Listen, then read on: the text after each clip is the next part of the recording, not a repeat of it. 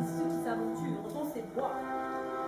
Monde du désir et du désordre. N'en sortiront plus jamais les mêmes. Qu'entends-je? Des âmes vagabondes. Démétrius, Helena, Hermia, Lysandre. Chers amis, cette nuit, leur nuit, promet d'être agitée et longue. Dieu protège la belle Helena. Où allez-vous? Belle? Vous m'appelez belle? Oh, retire-moi ce belle à jamais. Démétrius à me table aussi. Oh, beauté heureuse. Tes yeux sont des étoiles polaires. Et le doux chant de ta langue est plus harmonieux que l'alouette à l'oreille du berger.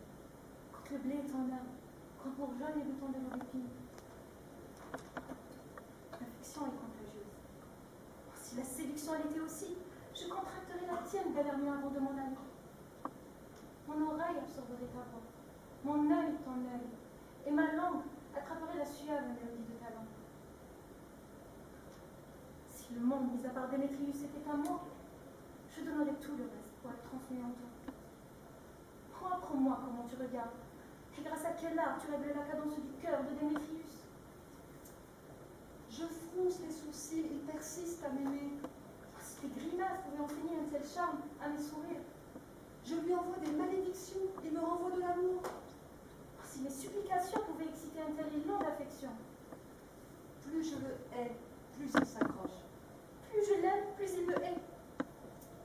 Helena, sa démence n'est pas de ma faute. Juste la faute de ta beauté. Si seulement ça pouvait être celle de la mienne. Reprends courage. Il n'aura plus l'occasion de voir mon visage. Lysandre et moi, nous allons partir. Au moment où j'ai vu Lysandre pour la première fois, il me semblait qu'Athènes était un paradis.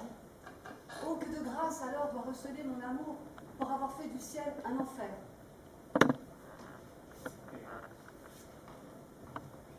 À toi, nous allons tout révéler nos projets.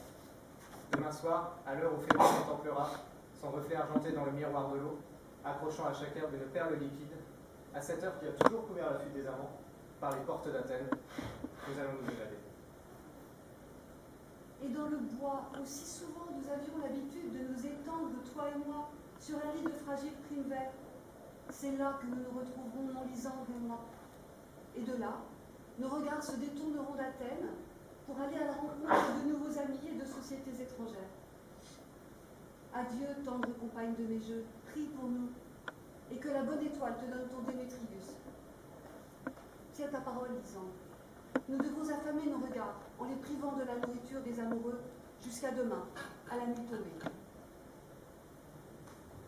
Je serai là, mon amour. Helena, adieu.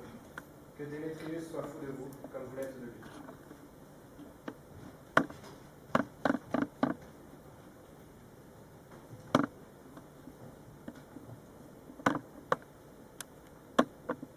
C'est fou, comme certaines personnes peuvent être plus heureuses que d'autres. Dans Athènes, tout le monde pense que je suis aussi belle qu'elle. Mais à quoi bon? Démétrius ne le pense pas. Il ne veut pas savoir ce que tout le monde sait, sauf lui. Il est régalé, adorant les yeux d'Hermia. Et moi aussi, fascinée par ses qualités à lui, j'ai régalé. Les choses vulgaires et sordides qui n'ont absolument rien pour séduire. L'amour peut leur donner une traduction élégante et pleine de dignité. L'amour ne voit pas avec les yeux, mais avec l'esprit. C'est ainsi que l'on plaint Cupidon ailé, aveugle. Et l'esprit de l'amour n'a pas un grain d'intelligence. Des ailes et pas Dieu, le symbole même de la hâte son cerveau. Et c'est pour cela que l'on dit que l'amour est un enfant. Parce que lorsqu'il choisit, le plus souvent, il se leurre. Comme les seuls garçons qui par jeu trahissent leurs paroles. Ainsi le jeune garçon, amour, se parjure tout le temps et partout.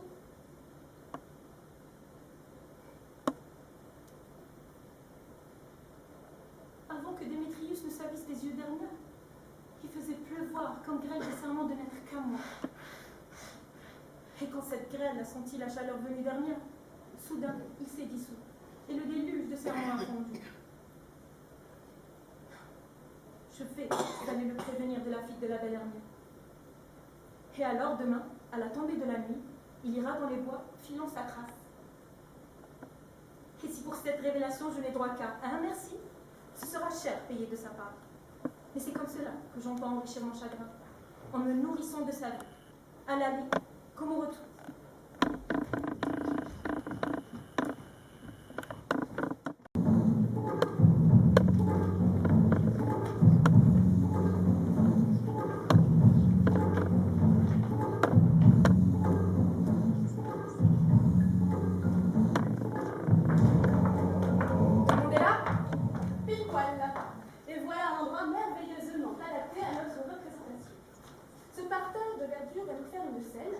Ce buisson de pépines, ce sera nos coulisses.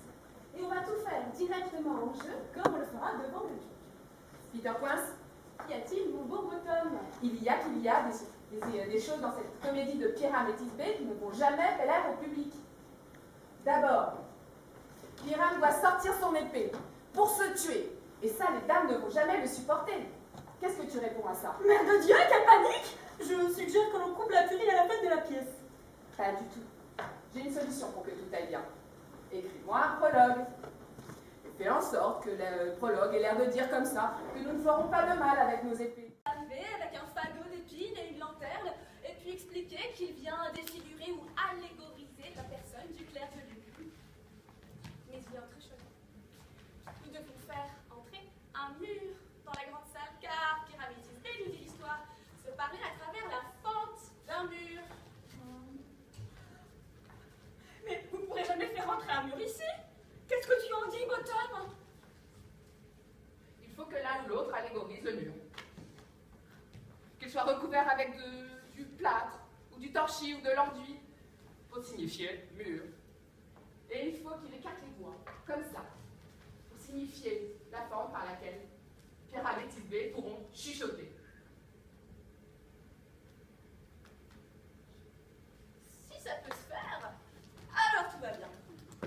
Venez, asseyez-vous tous autant que vous êtes et répétons nos rôles. Pyram, c'est toi qui commences. Quand tu auras fini ton texte, tu rentres dans ce fourré. Et comme ça, chacun au moment de sa réplique, tous à tour de rôle. Que font ici ces incultes cutéreux qui font ici les histrions si près du berceau de la reine des fées? Voilà. Jusqu'où, les amoureux, au lit, c'est bientôt l'heure des fêtes.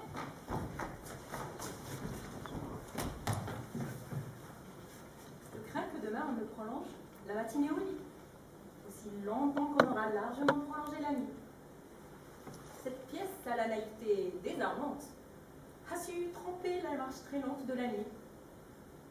Tendre ami, au lit.